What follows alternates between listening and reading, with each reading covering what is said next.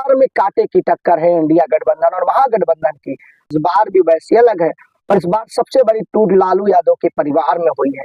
तेजस्वी से बड़े तेज Pratap inter pass तेज प्रताप यादव ने तेजस्वी यादव को सीएम न बनने देने की जैसे कसम खा रखी है। नमस्कार, बिहार का माहौल क्या है? बिहार में किसकी सरकार आएगी? इंडिया गठबंधन और महागठबंधन में कांटे की टक्कर है। कौन से फैक्टर सरकार बना सकते हैं, कौन बिगाड़ सकते हैं?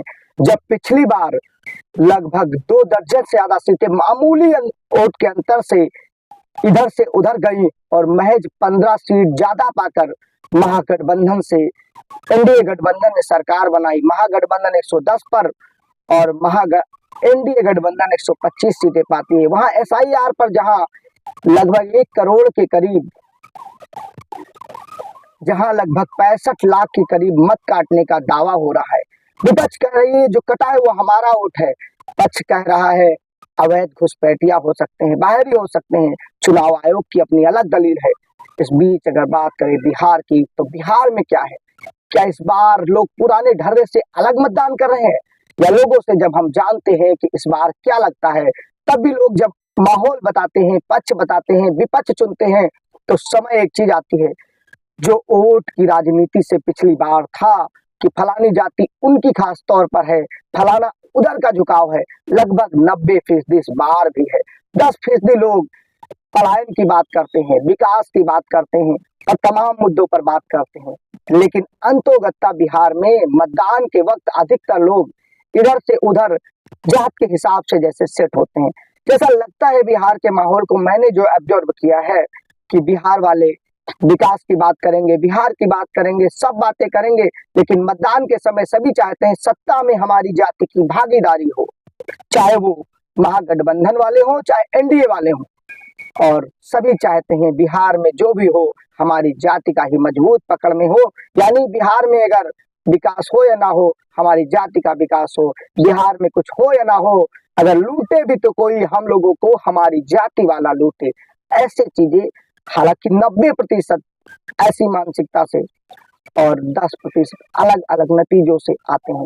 बिहार के ग्राउंड के सर्वे को भी देखिएगा, इन रिपोर्ट और जानकारी से अलग, और लोगों को समझिएगा। हमने भीड़ भाड़ डिबेट कराने वाले और जहां पर किसी पार्टी के कार्यकर्ता, क्योंकि कार्यकर्ता और प्रवक्ता टाइप के लोग अच्छी स्पीच देते हैं, नहीं, हमने आम आदमियों को चुना है जिनकी सोचने समझने की, राजनीति के हिसाब से पहले से एजेंडा तय करने की उतनी क्षमता नहीं है। उनके मन में जो होता है वो वही बताते हैं, जिससे प्रभावित चीजें नहीं हो पाती हैं।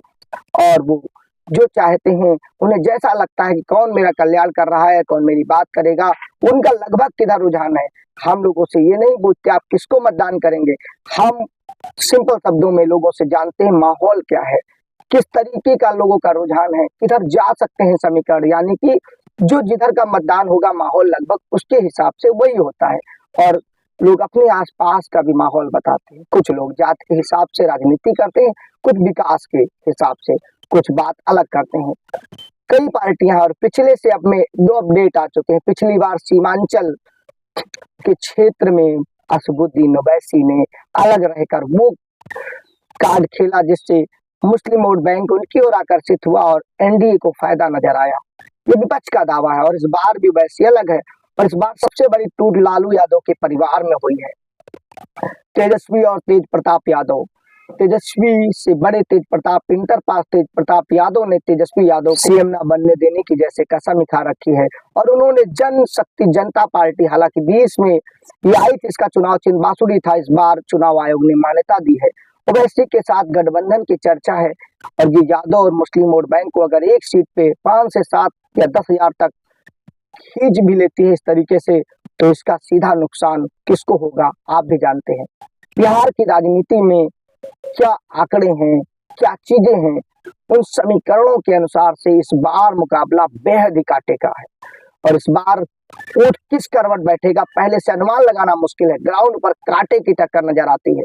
शहरों में बीजेपी का प्रचंड माहौल नजर आता है, तो ग्रामीण इलाके में महागठबंधन का भी नजर आता है। राहुल गांधी की वोट जन अधिकार यात्रा, जहां वो मतदाताओं के अधिकार दिलाने की बात करते हैं और तमाम बात करते हैं, वो किस तरीके से प्रभावी कर पाएगी, कैसे साबित करेंगे। पहले लोकसभा चुनाव में बीजेपी के खिलाफ एजेंडा चलाया गया कि संविधान खतरे में है, और इस बार मत का अधिकार खतरे में वाली बात आ रही है।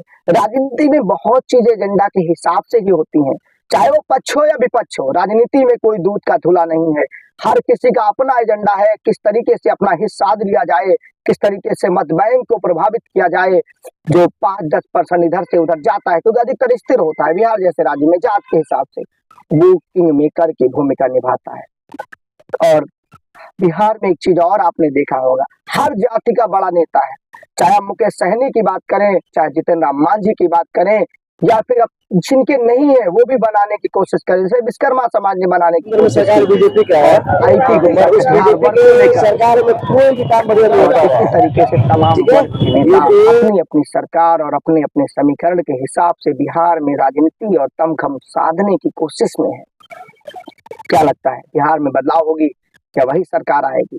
तमाम आंकड़े आपके सामने होंगे और उन आंकड़ों के नतीजे भी विशाल की रिपोर्ट में ऐसी ही जानकारियां आपको मिलती रहेंगी। सुनिए, महसूस करिए और बताइए बिहार में इस बार क्या होगा, किसकी सरकार आएगी, बदलाव की बहार।